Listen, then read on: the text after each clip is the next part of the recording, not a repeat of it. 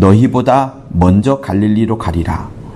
제자들은 아마 살아난 후에 이 말이 무슨 말인지 몰랐을 겁니다. 전혀요. 그리고 살아난 후에 구체적으로 말씀을 하시는데 그냥 살아났다가 아니고 갈릴리로 갈 것을 너희보다 먼저라고 말했으니 제자들도 갈릴리로 가는데 예수께서 앞서서 갈릴리로 갈 것을 말씀합니다. 부활을 말씀하시고 부활 이후에 구체적으로 어디로 가서 너희를 만날 것임을 말씀을 합니다. 근데 베드로는 이제 겟세마네 기도 동산으로 가는 길목에서 내가 부인하지 않겠습니다. 버리지 않겠습니다. 라고 말을 합니다만 예수께서는 닭이 2번 우는 것에 대해서 말씀을 하지요. 여러분, 우리가 한 자리에서 사람을 3번 부인하는 것은 쉽게 할 수 있습니다. 그런데 베드로는 장소를 바꾸어서 전직 대제사장 집에서, 나이 많은 그 대제사장 집에서 사람들이 왔을 때 아니라 라고 부인을 했었고, 다시 한번 예수를 사람들이 끌고 가서 현직 대제사장 집에 갔을 때 사람들이 또 여자가 와서 막 이야기하잖아요. 그때도 그 자리에서 또 2번을 부인을 합니다. 3번을 부인하죠. 2번째 부인할 때는 욕을 하게 되고 3번째 부인하게 될 때는 예수를 욕하고 예수를 저주하고 예수를 부인까지 하게 됩니다. 그러니 최고 제자인 베드로가 이 정도인데 다른 제자들은 당연히 도망가지 않겠습니까? 그래서요, 여러분, 계속해서 월요일과 화요일날 드렸던 말씀처럼 우리는 일단은요, 여러분, 연약한 존재입니다. 그렇다고 해서 한없이 연약해졌을 때 퍼질러 누워있으라는 얘기가 절대로 아닙니다. 나는 지금 신앙생활에 충만하여서 잘 달리고 있는데 누군가가 지금 믿음이 떨어져 있으면 반드시 내가 가서 그들의 손을 붙잡아주고 그들을 일으켜 세워야 됩니다. 다른 모든 관계 필요 없습니다. 그를 세워내는 것, 그를 다시 한번 믿음의 자리로 일으켜서 다시 한번 같이 달리게 하는 것, 이것들이 정말로 필요합니다. 주님은 그 사람에게 가고 싶어 하는데 주님이 못 가기 때문에 우리를 보내시는 거거든요. 그래서 우리 가운데 혹시나 믿음이 떨어진 자가 있으면 그에게 꼭 다가가서 계속하여서 강권하여 주는 것들이 전도하는 것보다 더 중요하고 더 급박할 수도 있습니다. 그래서 여러분 이 사실을 잘 알아주시기를 바라는데, 특별히 28절에 있는 내가 살아난 후에 너희보다 먼저 갈릴리로 가리라, 이런 말씀을 좀 기억을 했으면 좋겠어요. 한번 생각해 보세요. 분명히 예수께서 제자들이 지금 여기는 예루살렘에 있잖아요. 주께서 돌아가셔야 될 장소가 예루살렘이기 때문에 예루살렘에 있습니다. 부활하시고 나셔서 예루살렘에 그대로 계시면 사실 더 좋아요. 그렇잖아요. 죽였던 자가, 그죠? 많은 사람들의 바라바야 바라바를 살려달라 이렇게 말하고 그를 죽여라 죽여라고 말했던 사람들의 눈앞에서 예수께서 짱 하고 보이신다면 얼마나 많은 사람들이 놀랄 것이고 교회가 더 크고 왕성해지지 않겠습니까? 근데 주님은 그러지 아니하시고 예루살렘으로 나타나고 예루살렘에 보여주신 것이 아니라 갈릴리로 가리라, 갈릴리로 가리라 라고 말씀을 합니다.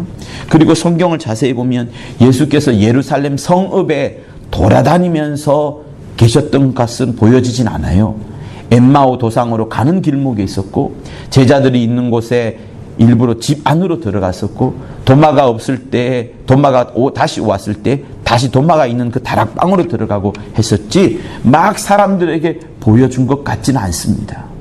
정말 부활하셨다 그러면, 그리고 정말 우리에게 주가 그리스도임을 더 많은 사람들에게 알리시려 한다면 예루살렘에 나타나시고 예루살렘에서 보여주시면 좋겠는데 그러지 않고 먼저 갈릴리로 가리라, 갈릴리로 가리라 라고 말씀을 합니다. 그리고 한편 또 여러분 이 말씀도 기억하지 않습니까? 예루살렘을 떠나지 말라. 하늘에서 약속한, 아버지께서 약속한 그것을 너희가 받을 때까지 이 성에 유하여라 라는 말씀을 합니다. 그리고 제자들이 사도행전 1장에 보면 마가다락방에 들어가서 거기서 막 기도하고, 즉 예루살렘의 한 다락방에 들어가서 막 기도하니까 마침내 성령이 확 그 자리에 임하게 되고, 그때부터 제자들이 예루살렘에서 막 사역을 시작하기 시작한 거 아니겠습니까? 그런데 주님께서는 이 부활하시기 전에, 당신이 돌아가시기 전에 제자들에게 이미 말씀을 하시는 거예요. 마지막 날 밤에, 금요일 밤에 말씀을 하는 겁니다. 먼저 갈릴리로 갈 것이다. 그리고 실제로 예수께서 부활하시고 난 다음에 여인 앞에서 그런 말씀을 하셔요. 천사가 이야기하죠. 빨리 가서 그의 제자들에게 이르되 그가 죽은 자 가운데서 살아나셨고 너희보다 먼저 갈릴리로 가시나니 거기서 너희가 배우리라 하라. 보라, 내가 너희에게 일렀느니라 하거늘 하고 여자가 막 달려갑니다. 그러니 주님의 말씀은 여러분 반드시 믿으세요. 반드시 따라가세요. 주님이 하신 말씀은 변함이 없습니다. 내가 장차 오리라. 내가 너희에게 큰 상급을 주리라.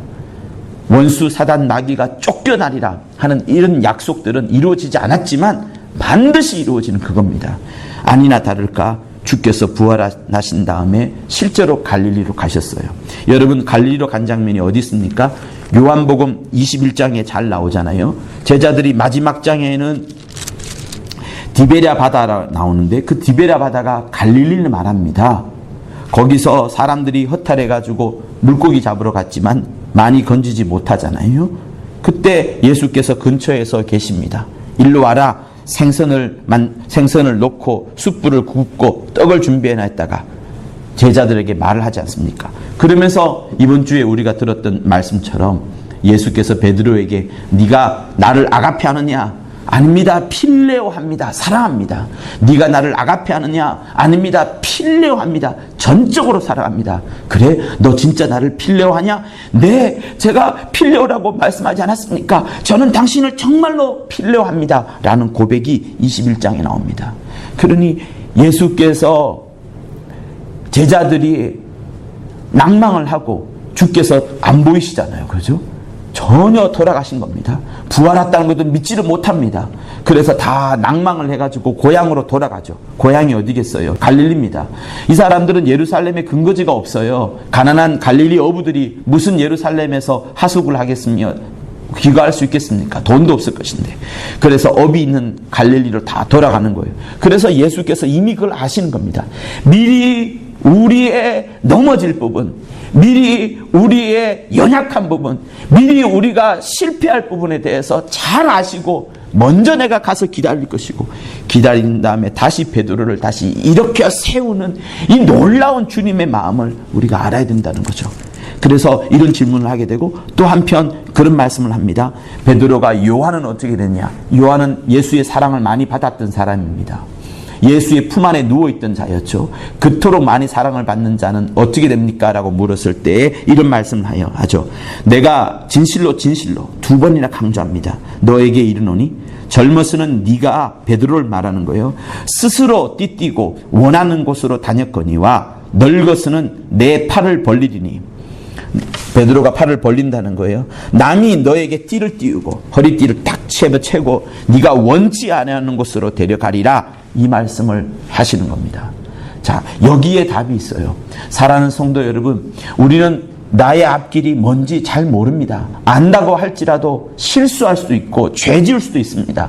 그래서 누구로부터 꾸지람을 받기도 하고, 직장 상사나 또 목회자로부터 꾸지람을 받기도 하고, 자기 스스로를 막 채찍질하기도 합니다.